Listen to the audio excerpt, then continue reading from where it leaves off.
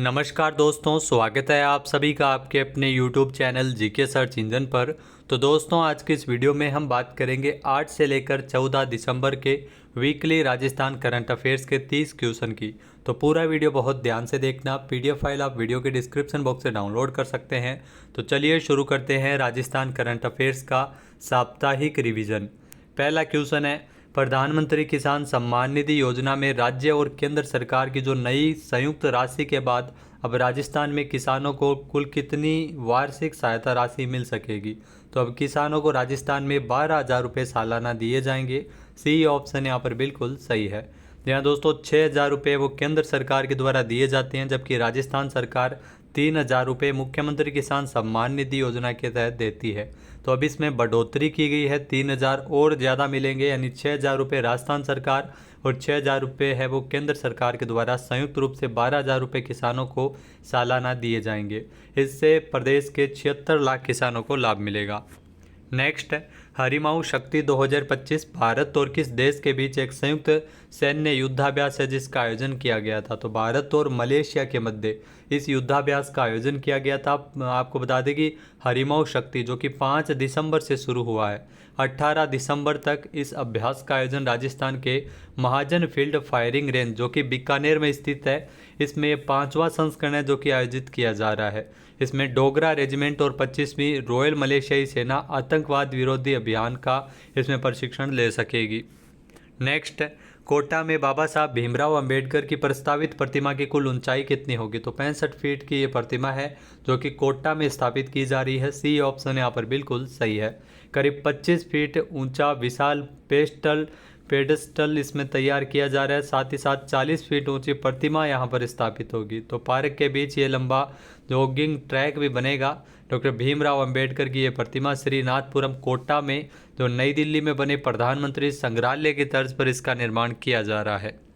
Next, Rajasthan के किस जिले में स्थित आबानेरी बावड़ी जो कि 1.16 लाख पर्यटकों के आधार पर देश के 5 प्रमुख स्मारकों में शामिल हुई है। तो आबानेरी, ध्यान रखना, दौसा में स्थित है ये बावड़ी। सी ऑप्शन यहाँ पर बिल्कुल सही हो जाएगा। दौसा की आबानेरी बावड़ी जो कि टॉप 5 की सूची में शामिल हुई है विदेशी पर्यटकों की अगर बात करें तो आबानेरी बावड़ी है जो 5वें स्थान पर रही है। 2024-25 में 1,16,378 विदेशी पर्यटक यहाँ पर आए हैं। तो चांद बावड़ी के नाम से जाना जाता है आबानेरी बावड़ी, जो कि मूल रूप से दौसा में और भूल भुलैया पैटर्न पर बनी हुई है। नेक्स्ट, हाल ही में राज्यपाल हरिभाऊ बागड़े ने राजस्थान के सूचना आयुक्त के रूप में किसे नियुक्त करने के आदेश जारी किए हैं। तो सुनील शर्मा, ध्यान रखना, राज्य के सूचना आयुक्त बनाए गए हैं। बी ऑप्शन यहाँ पर बिल्कुल सही है। और इनका जो कार्यकाल है वो 3 वर्ष या 65 वर्ष की आयु इसमें इनका कार्यकाल रहेगा। वर्तमान में जो सूचना आयुक्त के जो मुख्य सूचना आयुक्त है ML लाठर जो कि पूर्व DGP रह चुके हैं।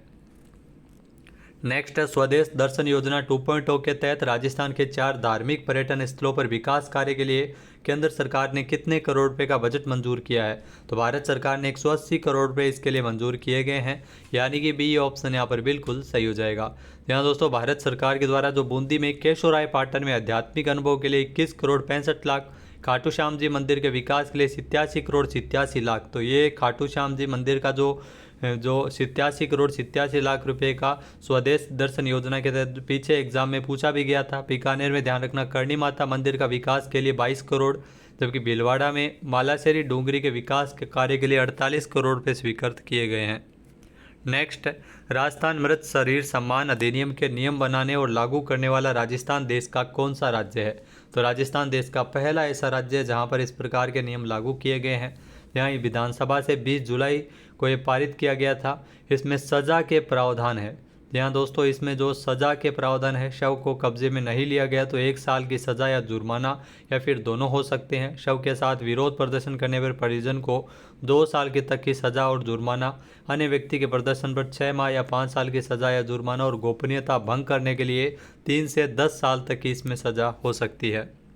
नेक्स्ट, उदयपुर में पहली बार राजस्थान ट्रैवल ट्रेड फेयर का आयोजन है वो कब किया जाएगा। तो उदयपुर में Rajasthan travel trade fair RTTF का आयोजन है वो पहली बार, ध्यान रखना, 9 से लेकर 11 जनवरी 2026 तक, यानी अगले साल जनवरी माह में इसका आयोजन होगा, यानी कि सी ऑप्शन यहाँ पर बिल्कुल सही है।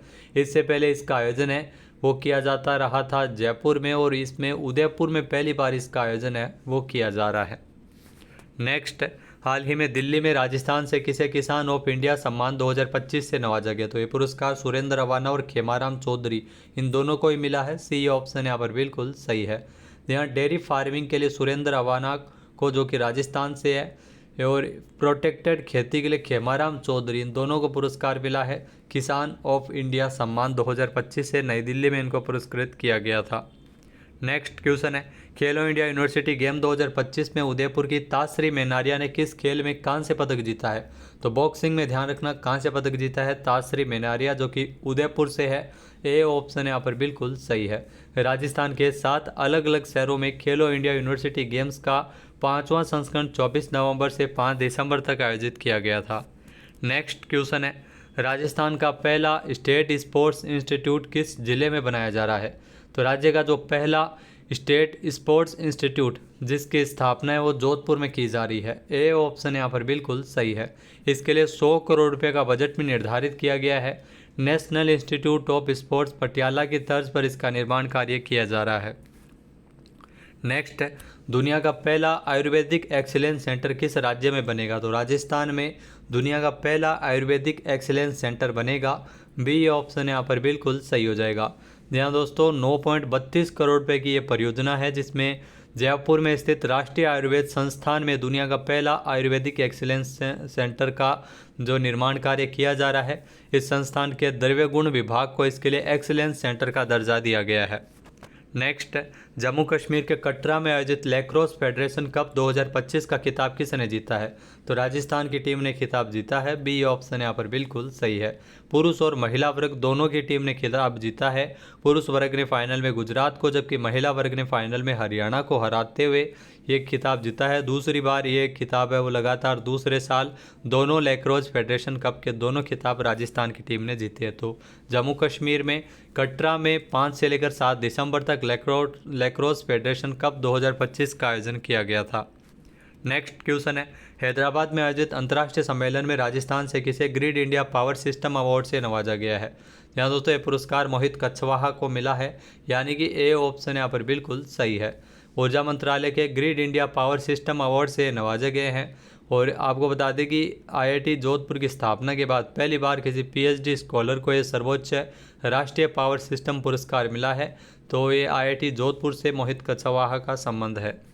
नेक्स्ट, जयपुर में आयोजित होने वाले जो जयपुर में आयोजित हो चुके पहले प्रवासी राजस्थानी दिवस पर 10 दिसंबर को प्रवासी राजस्थानी सम्मान में कुल कितने राजस्थानियों को सम्मानित किया गया था? तो ये ध्यान रखना, 9 प्रवासी राजस्थानी पुरस्कार है वो इसमें दिए गए थे।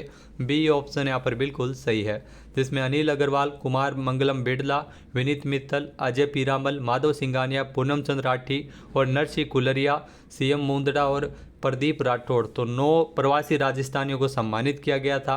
इस पुरस्कार की घोषणा दिसंबर 2024 में राइजिंग राजस्थान समिट के दौरान की गई थी। तो 10 दिसंबर को जयपुर में पहले प्रवासी राजस्थानी दिवस का आयोजन किया गया है।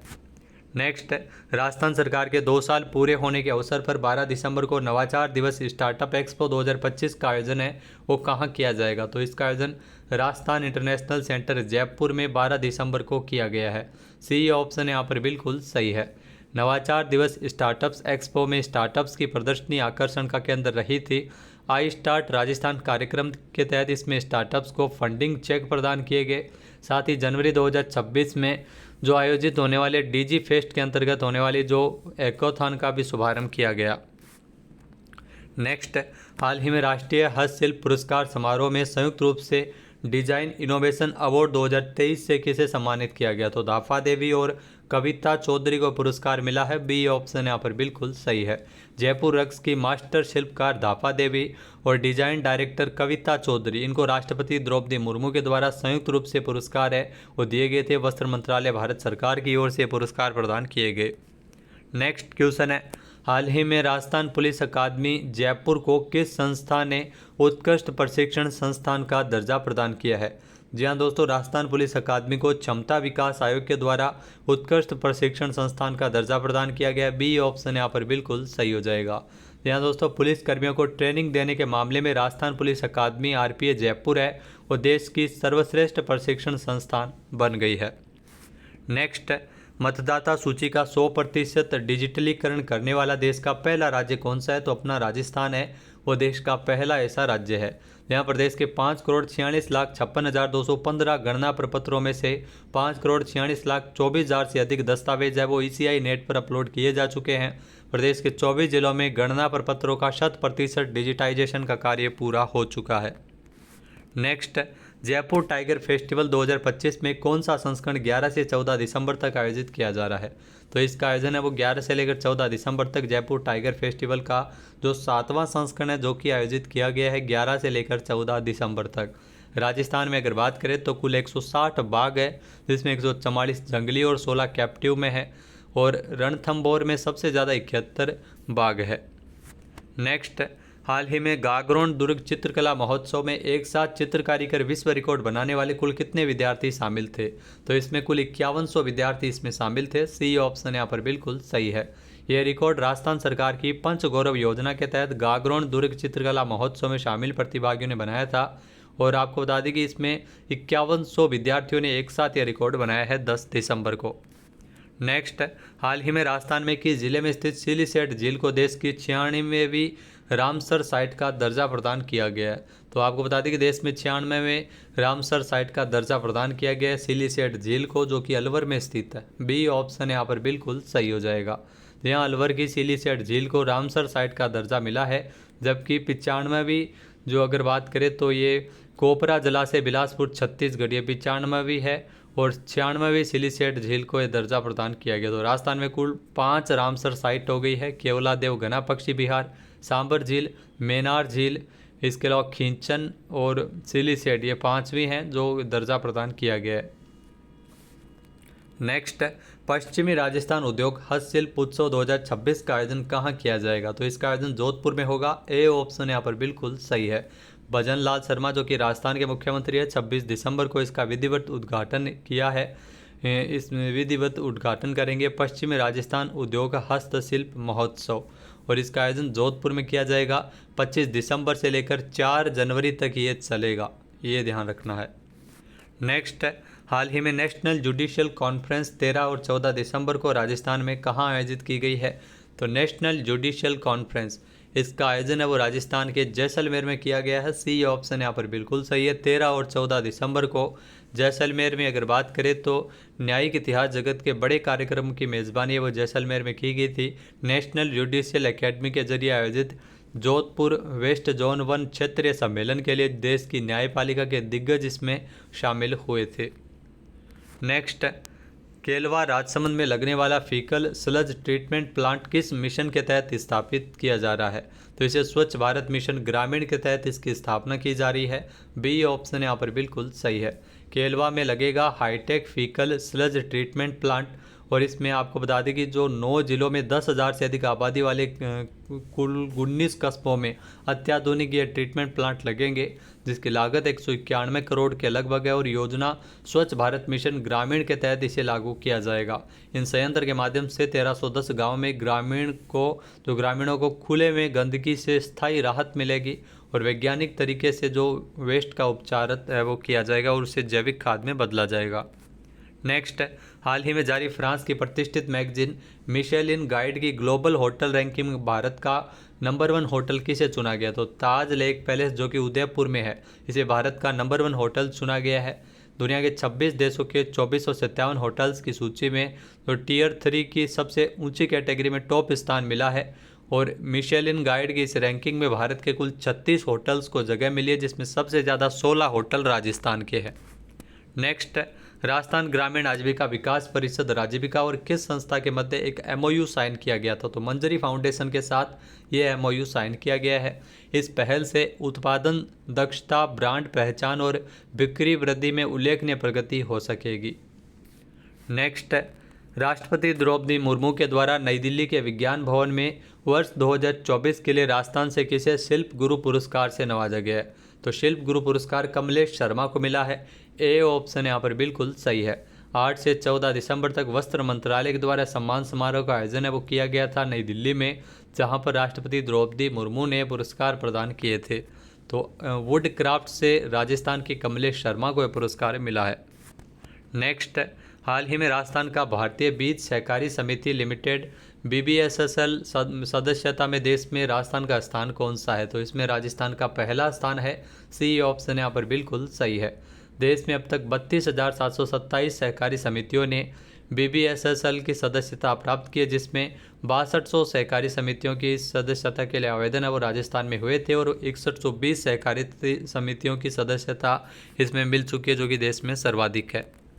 नेक्स्ट क्वेश्चन है, हाल ही में राजस्थान राज्य ग्रामीण आजीविका विकास परिषद के द्वारा जो मिशन समृद्ध दीदी अभियान का शुभारंभ कब किया गया? तो इस अभियान का शुभारंभ 12 दिसंबर को किया गया है। सी ऑप्शन यहाँ पर बिल्कुल सही है, जिसका मुख्य उद्देश्य स्वयं सहायता समूह से जुड़ी महिलाओं को समय पर बैंक ऋण, महिलाओं द्वारा संचालित उद्यमों को बढ़ावा और ग्रामीण क्षेत्रों में डिजिटल वित्तीय समावेशन को सुदृढ़ करना है। नेक्स्ट, हाल ही में राजस्थान का पहला जेएनजी डाकघर कहाँ स्थापित किया गया है? तो राजस्थान का जो पहला जेएनजी डाकघर की स्थापना IIT जोधपुर में की गई है। बी ऑप्शन यहाँ पर बिल्कुल सही है। देश भर के 46 डाकघर को 15 दिसंबर तक जेएनजी मॉडल में बदला जाएगा। युवाओं के लिए जो जेएनजी थीम पर आधारित राजस्थान का पहला नवीनीकृत डाकघर है, जो IIT जोधपुर में इसका उद्घाटन किया गया है। नेक्स्ट क्वेश्चन है, राजस्थान में अरावली विरासत जन अभियान की शुरुआत कब और कहाँ की गई है? तो राजस्थान में अरावली विरासत जन अभियान की शुरुआत 11 दिसंबर को की गई थी और जयपुर में इसकी शुरुआत हुई थी।